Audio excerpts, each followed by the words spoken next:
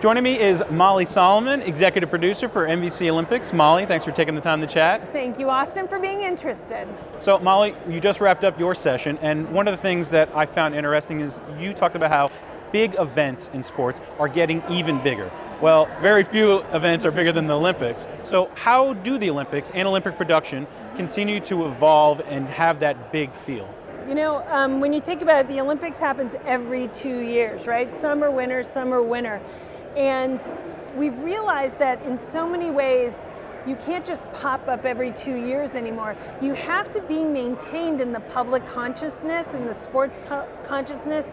And I think you've seen over the last year how NBC has very much started to create a drumbeat of awareness for Paris. I mean, we've got the most amazing setting in Paris, one of the most beautiful cities in the world, but we need to remind people that the Olympics are coming, and we've used a lot of different I think innovative ways to create that awareness. A year ago, we actually unveiled our logo with Paris Hilton playing off Paris, Paris.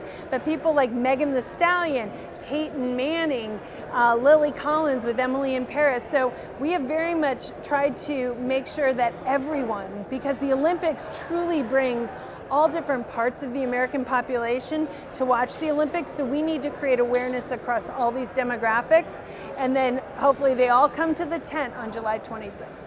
Well, obviously one of the big, logistical events is going to be that opening ceremony. It's along the River Seine. Like, how much preparation and work has gone into making sure that that's a success? We are so excited about an opening ceremony that's almost indescribable, right? You're putting 100 boats in the water with the athletes of the world, and they're sailing down the Seine at sunset. Like, the beauty is just, it's going to be amazing. I pray every night for good weather on Friday, July 26th. But knowing that, and what the organizers have said, that the creative that in the past, the entertainment spectacle you saw in stadium is actually going to be happening along the route of the Seine, so it's going to be over bridges, on the riverbanks. But something like that, you can't just rehearse. And in the past, you know, there have been dress rehearsals for world broadcasters. We all knew what was coming. We have no idea what's coming. But that's kind of what makes this fun. And you know, when we went to put together our announce team, we said, okay, we've got to find some people that do live TV and are going to be able to react in the moment. And of course, Mike Tirico is our host, so he's got it down. But we've worked with Savannah Guthrie, Hoda Kotb in the past, so we're going to put them actually on a bridge. So as the athletes of the world go by there, they're going to give us a different perspective. And then in the main booth, we decided on Kelly Clarkson and Peyton Manning. Because it's such an entertainment spectacle, why not have some fans of the Olympics? And nobody does live TV better than Kelly Clarkson on a daily basis, and she's an entertainer, and this show is about entertainment. And I don't know about you, but Peyton Manning to me is one of my favorite people in media.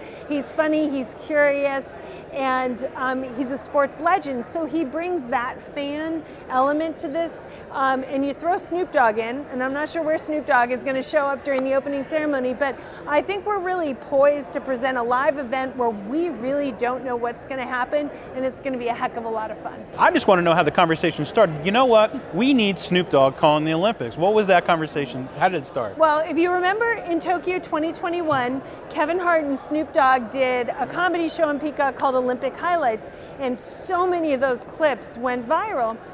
And Snoop's interest in sports is just unparalleled. Like, if Snoop could only work in sports, he would.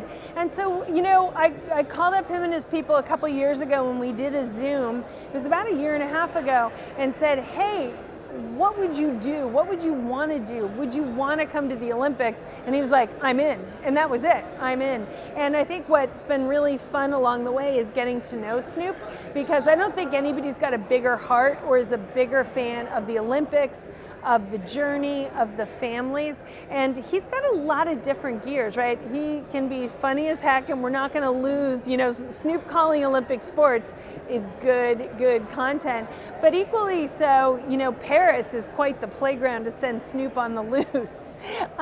With a Jimmy Fallon or eating escargot. I don't want to give away everything. He's scared of heights, so I'm trying to get him to go up the Eiffel Tower. It might be a tough sell, yeah. Happen. But you know, there's so many different ways that we want to deploy Snoop, but most of all, it needs to be rooted in his own curiosity, because that's what's going to make this great. So I just can't wait to see how this all plays out in prime time. Well, Molly, we're only a couple months away. I know everyone's looking forward to it. I'm looking forward to see what you all are able to do with Paris as the backdrop.